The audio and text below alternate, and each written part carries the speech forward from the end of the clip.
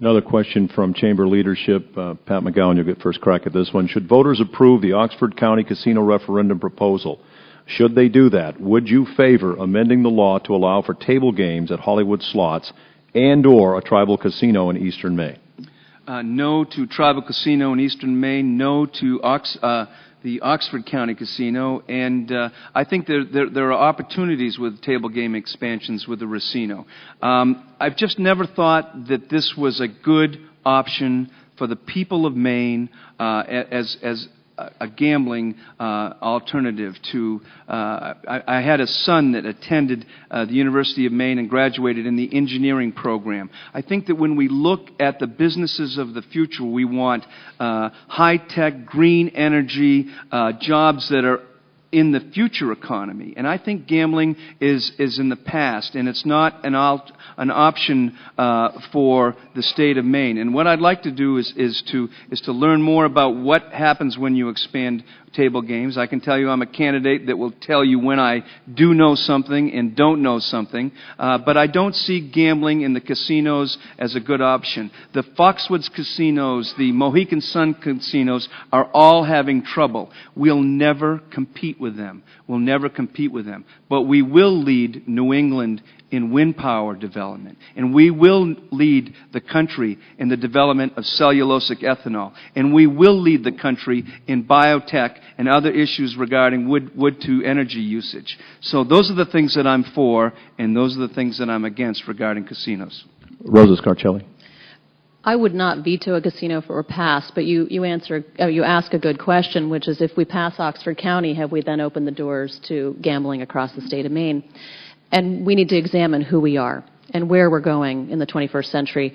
We need a governor who demonstrates that leadership and says we are going to be the best place to live, work, and raise a family. And does casino gambling fit into that? I'll leave that up to Maine people. But I'd like to see us competing. And we, frankly, in order to do that, we've got to focus. We've got to prioritize. And I understand why casinos come up year over year. 4 years over the last 6, we've faced this issue. And if we're going to pass one at the state level, it needs to be at the state level. And we need to cut a good deal for the state of Maine because we cannot continue reacting over and over and over again to individual proposals and special interests. Maine needs to be the best. We can compete on every single level. So I won't concede that to anyone. We should compete. We should be competitive. But I grew up in Wilton, Maine, when Bass Shoe was in its heyday. And I know what it means to be Maine-made. Quality, integrity, craftsmanship. That is our brand, and we need to get back there. And we need Maine people to believe that we can be great again. We need to be the best, and we need someone who's going to fight for that and give people opportunities and options. There's a sense of desperation in casino gambling. It's a quick hit in economic development, and we don't need quick hits. We need long-term vision and long-term plans. Steve Rowe. Thank you. I do not support gambling as an economic development tool. I do not support the initiative in Oxford County. I believe that we ought to invest in jobs that hold great promise for not just high wages, but also for sustainability. And there are many in this state. We've already heard when we wind energy. There's great promise to make Maine the world's leader in wind energy.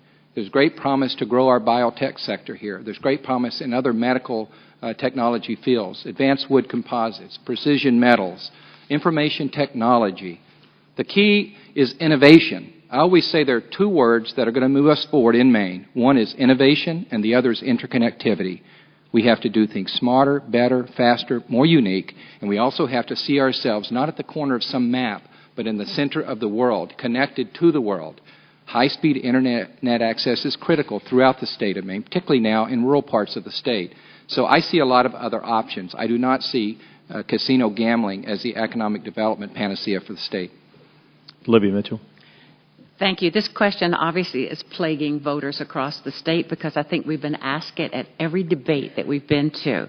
I have a record of having supported tribal casinos because I believe in their right to determine their economic destiny. I supported that in the legislature. I supported it at the ballot box.